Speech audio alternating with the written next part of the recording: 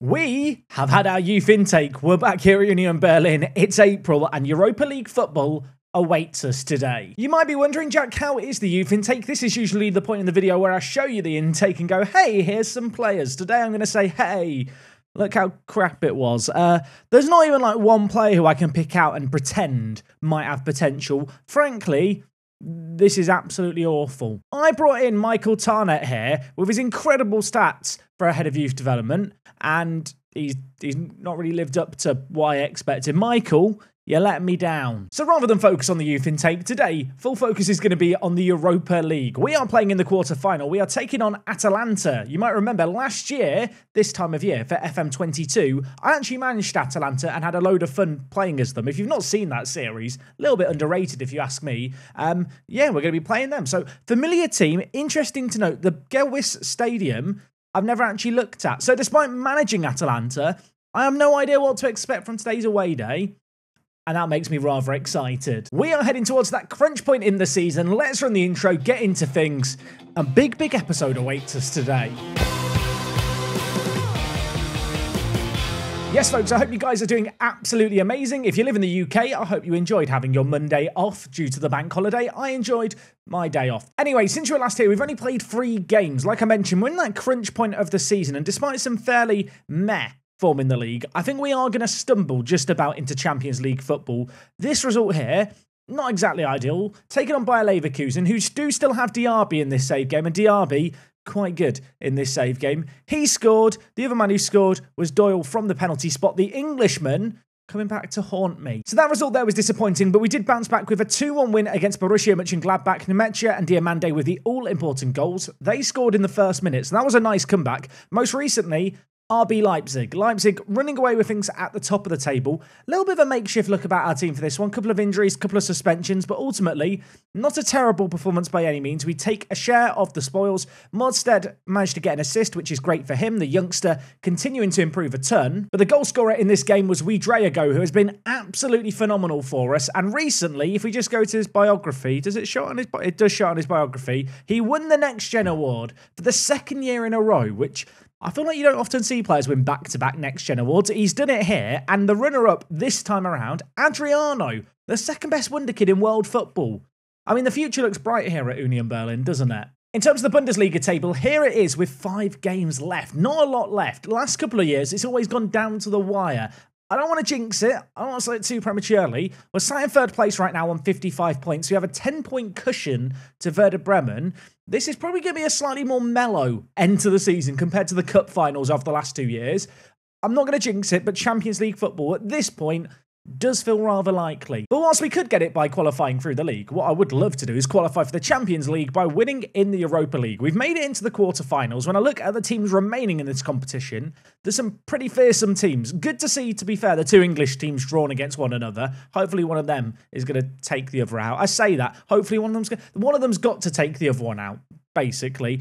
In our kind of draw, Atalanta, not the easiest draw, but not the most difficult. Anderlecht v Feyenoord is another interesting one. Ideally, when I look through these games, I want to take on the winner of Anderlecht v Feyenoord in the semi-finals. In fact, I say that. I think the draw's already been made. Yeah, the draw has already been made. I'm an idiot. We are guaranteed to play the winner of Tottenham v Newcastle if we beat Atalanta. Let's not count our chickens before they hatch. Now, the first leg here is at home, so the away day is going to have to wait a little bit, but I'm hoping we're going to really maintain what's been some good form in Europe in this game here. Last episode, we got such an emphatic result against Braga. I'd love a repeat of that. Knowing that we're at home for the first leg, I think gives me a little bit of confidence. Just looking at the team here, you can see a couple of players who have had to be rested up just to maintain their condition. Good news is, with the exception of Brunner, who's injured, we are back at full strength. Felix Nemecha, who is still really disappointing to look at after last season. He is coming back from his injury slowly but surely. Had a fitness test, passed that fitness test. When we look at the team for today's game, now, this is what has become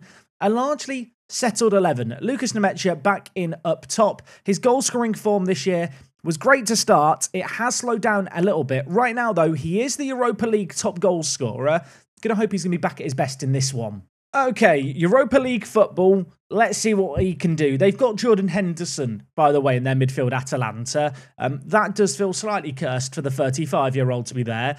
I want to believe that we can win a midfield battle that contains an ageing Jordan Henderson, but when I look at the rest of their team, It is a rather solid team, and they've got some very good strikers. Zapata and Pasalic, two players very capable of scoring goals. Players like Lookman as well in the wide areas could cause us issues. But I think on paper, we maybe edge it. Certainly in this home leg, I expect us to be up to the task and really causing them some issues.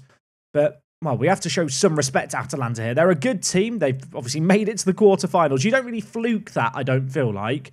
And right now, they do have us on the back foot. Chasing shadows. Jordan Henderson dinking it forward. Drew Noriga wins his header. Lays it to Idrago, who's caught in possession. Ball back now with Atalanta, who are going to dink it forward. Pasalic, difficult angle. Hits the woodwork. And Bullet will get it away from danger. And while we are only now 10 minutes away from the end of this half already, time has flown by. Neither team able to make a breakthrough. Statistically, we have been the better team in this game, edging out possession, having more shots, and while we might have a chance here, Lucas Nemecha, mentioned pre-game, he's not been at the races lately. I think in his last 5 games, he's had 4 matches where he's got a 6-point-something rating, which for a striker just isn't good enough.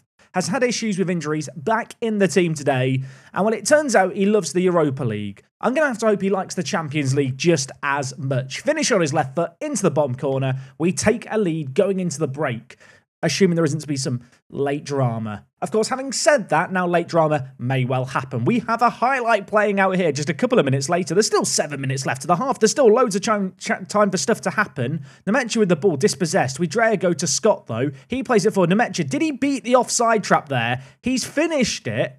VAR's not going to check it. It's 2 goals in 2 minutes. He could get a 3-minute hat-trick. Defensively this year, we are conceding more goals than I would like, but going forward, we are doing better. And this year, with the change to the advanced playmaker being on the attack duty in these more recent games, we are seeing more goals flow. We're committing a few men further up the field, but it does allow a player like Alex Scott playing in that wide area to get further forward, to make an impact on this game. And well, that through ball there, a perfect example. 1 minute left of the half. I mean, I'm going to say it. If Lucas Nemecha scores another goal here, he would have a 10-minute hat-trick. And everyone would like to see that.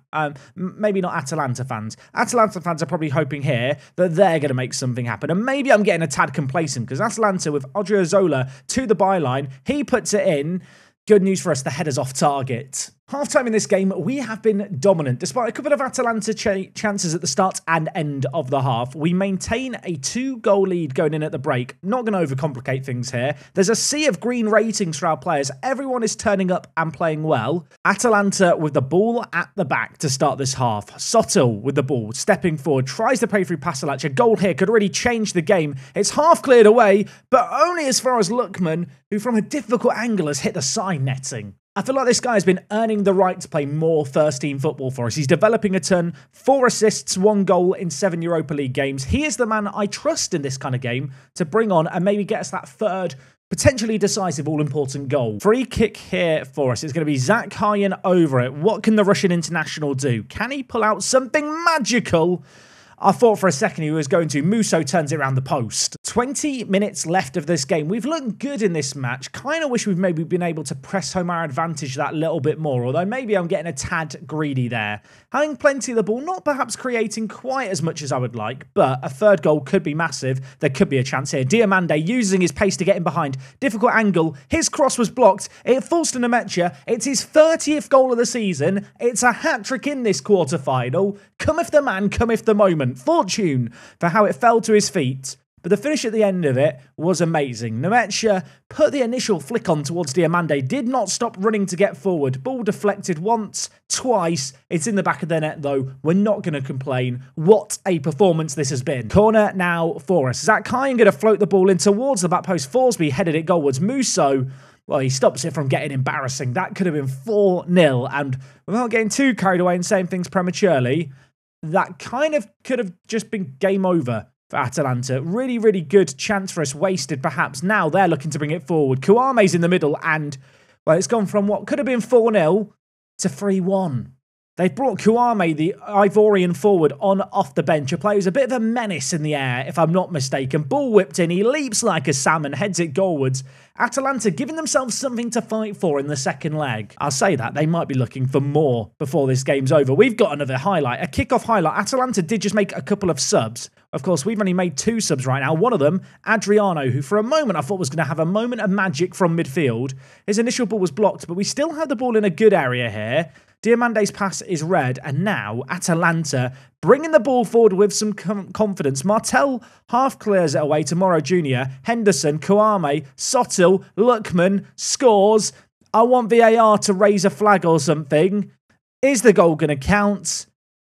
It's not, and I'm very, very relieved because they knocked the ball around superbly here. But and I'll tell you what, I'd be annoyed if that had gone against me. We've been let off there. That was very, very close. Right, 10 minutes left this game. Going to make some changes. Diamande's struggling a little bit with his legs. We're going to bring in Tillman. I'm also going to take off Nemecha. He's got a hat-trick. He's done his job in this game. One final change. Tower in at right back. 9 minutes left. I think at this point we happily settle for the 3-1. This isn't the kind of game where I feel like I need to mess around with team instructions. And, well, maybe we can score something without changing instructions. Tower, Tarunariga, Forsby, edge of the box. He is dispossessed. We have committed a lot of men to the attacking. In fact, Atalanta left 2 players forward here. Kouame bringing it forward. There is a man in the middle to aim for. It's Lookman. He skied it.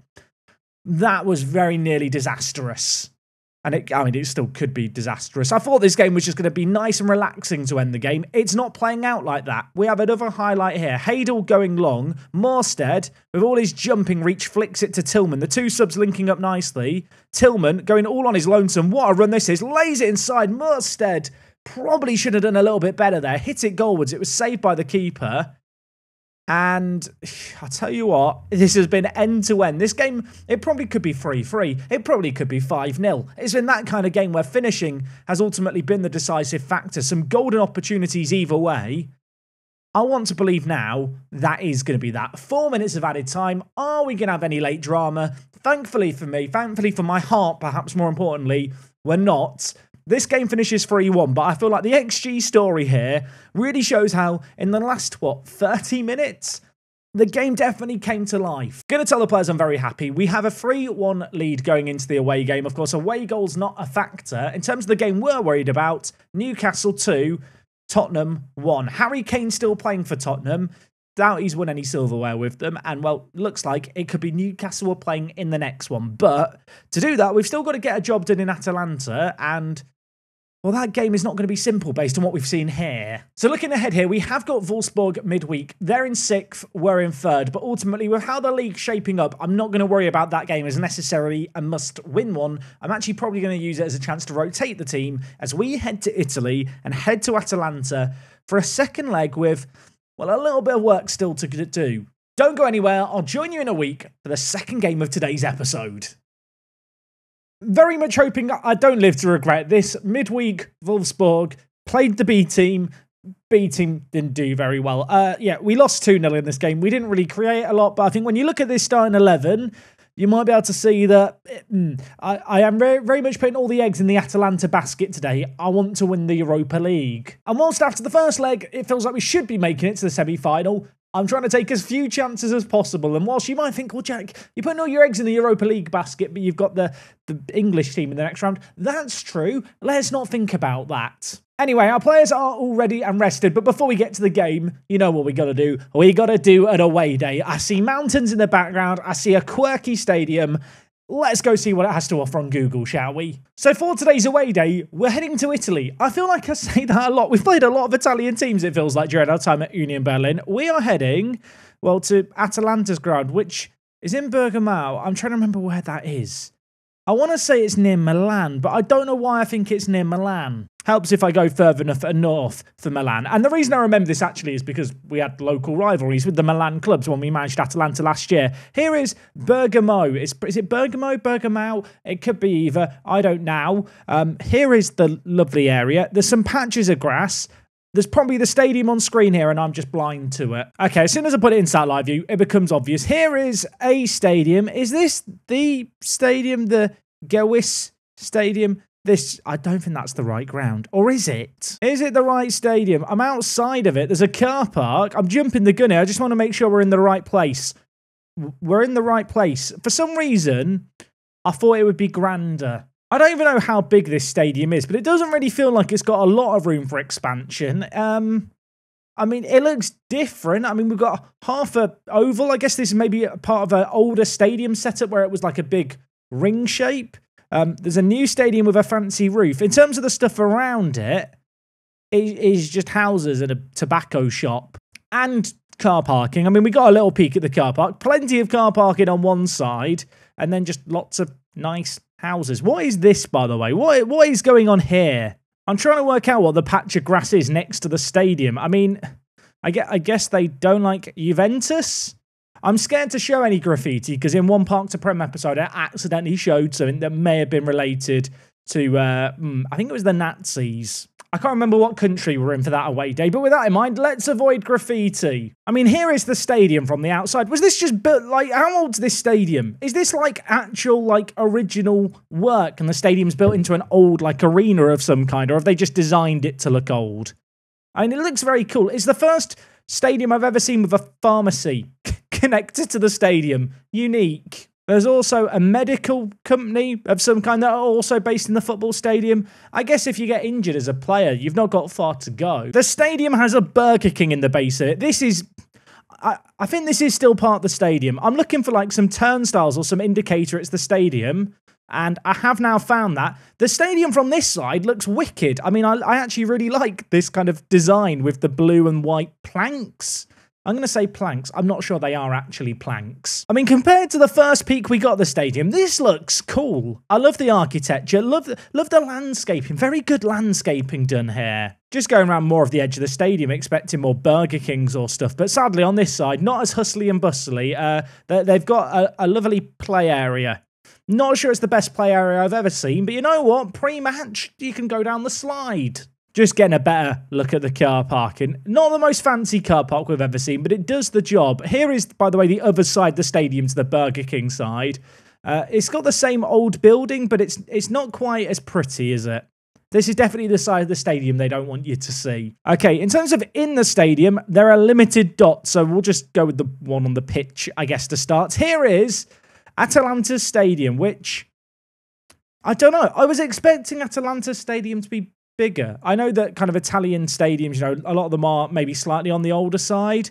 This is from 2017. I think this is like before they've had some recent work done, given the fact that, well, the new fancy stadium with the Burger King doesn't exist here. Here's a picture from 2020. It's a bit scuffed, but yeah, you can definitely see they built a new stand.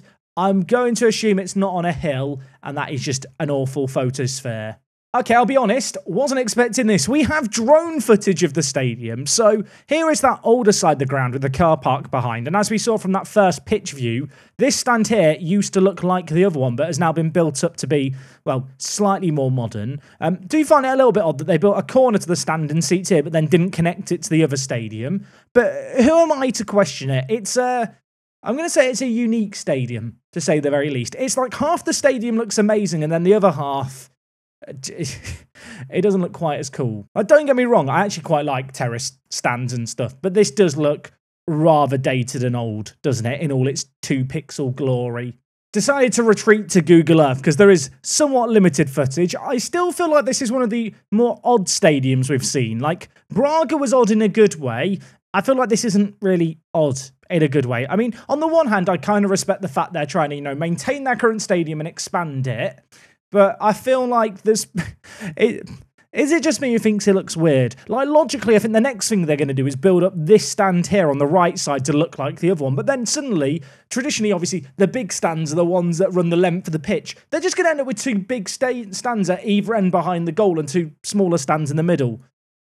I like the actual new stand. If the whole stand was like that, I'd be a fan. But, I mean, how do I score this? You've got one crap end, one good end, and then a bit in the middle that's very characterful and has a pharmacy in it, and a Burger King.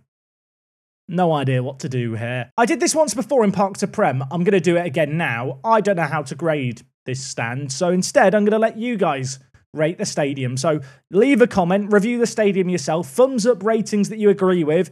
The most thumbs up comment will be the official Work the Space ranking for the Gewis Stadium. Because, yeah, I don't know. I don't know what to give it.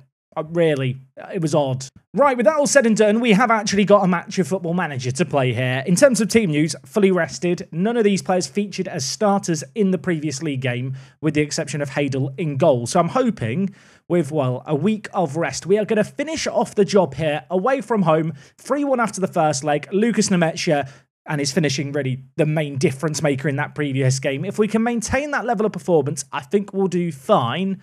Do fear that doing that away from home is going to be a little bit trickier today. Atalanta are playing a really attacking 4-2-4 here. I suppose the wide attacking players could be seen as more midfielders. Maybe it's a 4-4-2. I'll leave it up for debate, but they are going for it this game. Last time they played a 4-4-2 with a flat midfield.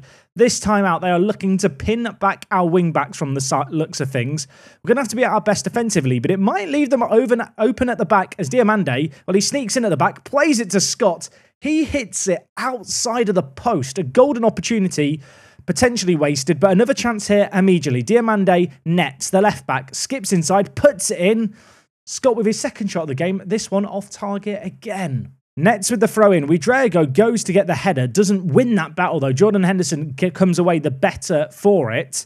And while Atalanta now with the ball looking to get it forward. Sotil cutting inside. Options inside. Kraus read the initial one, but it's fallen to Franjic. He's going to play it to Pasalic. And well, fortunately for us, he's hit it wide. Nets with a free kick. Dangerous area here. He's going to whip it towards the back post. And unfortunately for us, it's another effort off target. Fair few highlights inside the first half an hour of this game. Both teams having plenty of shots. We've had slightly lesser possession, which isn't really how we want things to be going here. But ultimately, for all the highlights, it's been lots of half chances. Is there going to be a full chance here? The cross to the back post is dealt with. Diamande comes in, wins the ball. Martel, Zakharyan could cut inside, could play the ball across, tries to. It's blocked. And then I think it's been kicked at Lucas Nemetsha's head and gone in. He's now got his fourth goal in this quarter-final tie. Not sure what happened there. I do feel like this is the kind of goal where, had it gone against me, I'd be, well, just slamming the game, saying the game's stupid. When it goes for you, you don't complain. Pasalic has kicked the ball inside there, very questionably. And ultimately, the ball's ended up in the back of the net, so we're not going to complain.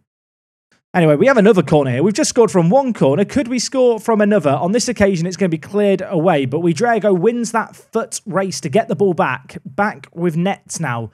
Trunariga, for us, lays it back to Martel. I thought for a second he was going to baby leg that back pass and leave us open at the back, but we've recovered, we've recycled, and in getting the ball forward, unfortunately, we've offered Atalanta a way to potentially get in behind here. Wide players on the left and right getting forward. Sotil on the right side. There's a man unmarked to the back post. Zapata was arriving late, and he has headed that over. Half-time in this game, 1-0 up on the night, 4-1 up on aggregate. I mean, when you look at the stats here, for all the chances that Atalanta have had, their finishing has been lacking. XG for either team, not exactly exemplary, given the number of chances, but at least for now, we're getting the job done. I am going to tell the players here, rather than praising them like the game wants me to, I'm going to tell them I'm far from pleased. They've reacted well. Think there's room for us to step up in the second half. Had I not rested our players against Wolfsburg, I feel like at this point in the game, we'd be looking to make subs, looking to take off some tiring players. Good news for us, none of our players are that tired, so I don't need to change things up if I don't want to just yet.